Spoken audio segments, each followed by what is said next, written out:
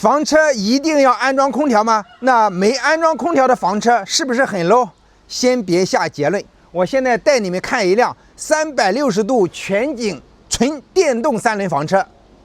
这是一辆后掀门的纯电动三轮房车，这边是一个房车专用窗户，房车锁。这边呢是一个大通铺，长度大概将近1.8米的长度，这边呢还有60-70公分。因为它这边是悬空了10几厘米，左右各一个1.5米长的大窗户，够不够通风的？这边的蚊帐是伸缩的蚊帐，平时呢把蚊帐推过去，用的时候晚上把蚊帐拉过来，夏天的时候比较通风，冬天的时候就可以关上嘛，对不对？这边呢是一个折叠桌，这边呢是2条 LED 灯带，看看下面。这是一个220伏的电，通到上面去的，有插排。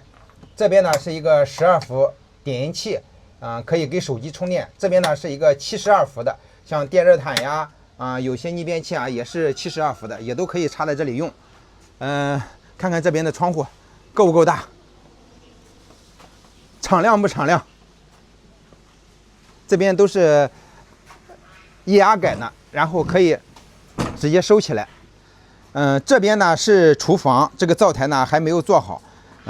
这里面放了，妈呀，这车还没刚做好了，放了这么多东西啊！这是一辆纯电动三轮房车，一共是将近50度电，充满一次电大概续航个500公里左右半固态磷酸铁锂。这边呢是刹车淋水，也可以做生活用水这驾驶室都放满了，其他的咱们就不看了。看一下电池吧，这个电池呢，是314安的，现在剩余容量44%，压差是0.001，我的个妈呀，这个电池0.003，这整的还要让别人电池用不用的，我的妈呀，压差0.001，这个电池好的真要命啊！这所有的数据都可以显示清清楚楚，包括每一颗电芯。牛不牛咱们开车的时候可以随时监控这个电池的所有的参数。当然这有个钮子搬过来之后就可以监测另一块电瓶，因为咱们是2组电瓶嘛2组电瓶都可以监测的。车顶铺了3厘米厚的保温棉，这样隔热效果会不会好一点？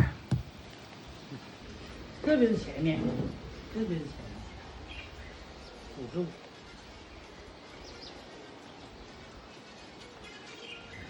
这边是防雨门，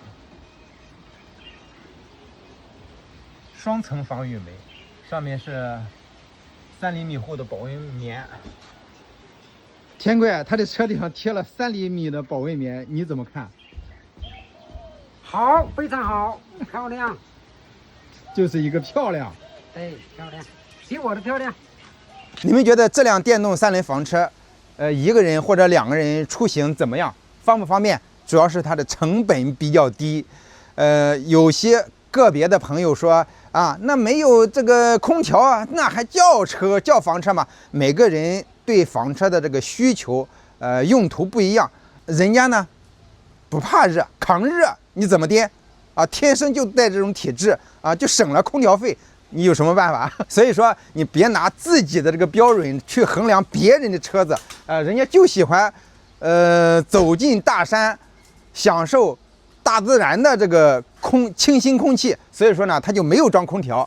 还有的对房车的要求就是有没有拓展，有没有升顶。你看现在在路上跑的车有多少拓展，有多少升顶你认为的拓展升顶是必须的东西，但是实际上它实不实用是完全另一回事。你只有走出去自己亲身感受，有这方面的经验，你才能说拓展和升顶到底好不好。你们说是不是还有一个小问题给兄弟们分享一下就是这辆三轮房车呢是比较环保的。一个是它的电是动力，第二个呢这个箱体里面用的是环保板材，第二个呢胶也是用的零甲醛的那种结构胶包括这些板材呢都是名牌零甲醛的，都是儿童房用的板材。这里面呢全部都是用钉子钉的，基本上用的胶很少，只有下面防水才会用到那个像那个3棵树呀还有雨虹呀瑰宝呀那种零甲醛的那个结构胶。其实咱们房车在户外，在里面待的时间比较长，并且呢，这个房车基本上都很单薄。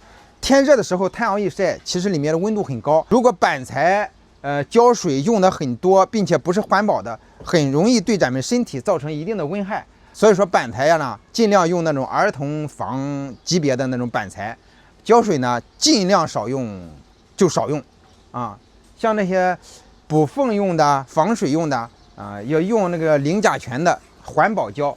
还有很多喜欢做房车喜欢用软包的，其实软包才是房车的一个重污染区。你像这种材质，出厂的就是这种叫极速板。它外面的喷涂呢是静电喷涂，不是用的油漆所以说呢，很环保。包括这些角呢，包括这些地方呢，全部都没用胶这是铝合金，然后用铆钉铆上去的这些地方都是不用胶的所以说呢，这个车呢，也是一辆环保电动3轮房车。行了，乱七八糟的说了一大堆，你们觉得这辆电动3轮房车，一个人、2个人出去户外自驾游，哇塞不哇塞？哈喽少不哈喽少？